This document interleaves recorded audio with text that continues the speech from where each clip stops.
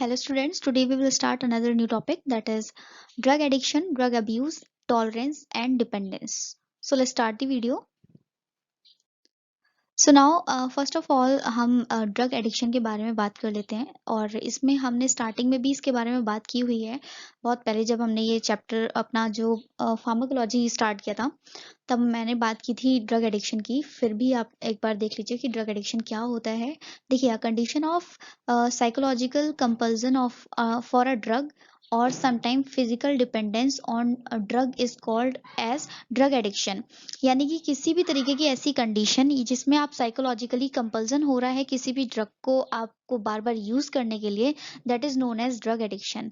And in psychological compulsion a craving along with the compulsive drug seeking behaviour in seen, मतलब आपको बार बार उस drug को खाने के लिए क्रेविंग होगी अंदर से। ठीक है, अगर आपको वो नहीं मिल रही है तो आपको वीकनेस या फिर आपको कुछ हेल्थ इश्यूज फील होंगे, लेकिन जब तक आप उसको खा नहीं लेते हैं आपको बिल्कुल भी मीन्स ऐसा है ना कि आपको सेटिस्फेक्शन नहीं मिलेगा। तो ऐसी फीलिंग आती है ड्रग एडिक्शन के अंदर। फॉर एग्जांपल अगर मैं ड्रग्स की बात करूं लाइक मॉर्फिन या हेरोइन, तो ये ऐसी कुछ ड्रग्स हैं जिनके लिए बहुत ज़्यादा पर्सन एडिक्टेड हो जाते हैं और जब तक इसको वो मीन्स बॉडी में एडमिनिस्टर नहीं कर लेते हैं तब तक वो एक तरीके से सेटिस्फेक्शन उनको फील नहीं होता है। So this is known as drug addiction.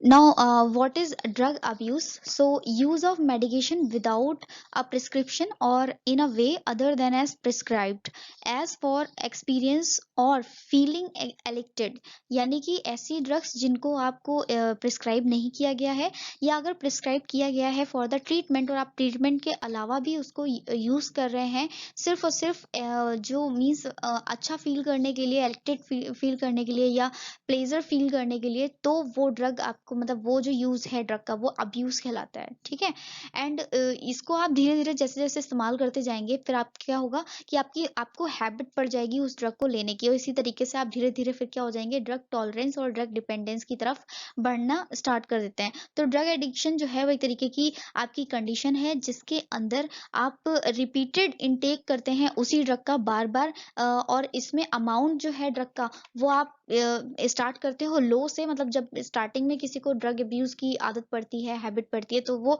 थोड़ी थोड़ी ड्रग को इस्तेमाल करते हैं और ये लास्टली जाकर फिर ड्रग टॉलरेंस और डिपेंडेंस में जाकर कॉज हो जाती है। तो इसकी टेंडेंसी जो डोज की होती है वो इंक्रीज होती रहती है और ये बहुत ही ज्यादा बुरी तरीके से बैडली इफेक्ट करता है हमारे बिहेवियर को और हमारी हेल्थ को। तो ये ड्रग अब्यूज जो होता है वो इस तरीके से मीन्स हमारे जो टेंडेंसी के ऊपर डिपेंड करता है और ये बॉडी के अंदर हमारे एक्सपीरियंस जो है, मतलब जो एक्सपीरियंस है या फीलिंग है उस फीलिंग को बहुत ज़्यादा इंक्रीज कर देता है जिसकी वजह से सेटिस्फेक्शन लेवल जो होता है वो कई ज़्यादा अमाउंट में बढ़ जाता है।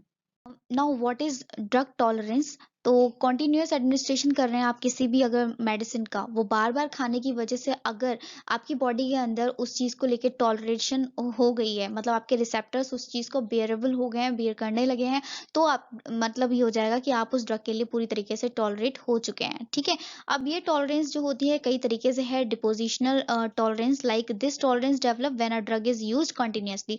अब बार बार किसी ड्रग को यूज करते जा रहे हैं तो वो आपकी डिपोजिशनल टॉलरेंस कहलाती है। वहीं फंक्शनल टॉलरेंस क्या होता है, in this tolerance the brain and the other part of CNS become less sensitive to the effect of the drug.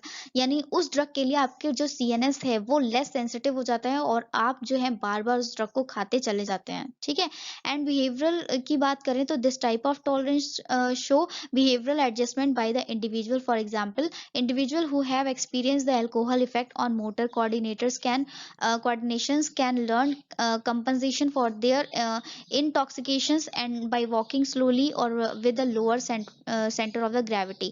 यानी कि बिहेवियर में है कि आप ऐसी ड्रग्स का इस्तेमाल कर रहे हैं जो आपका बिहेवियर ही बाहर से देखने में चेंज करता चला जा रहा है।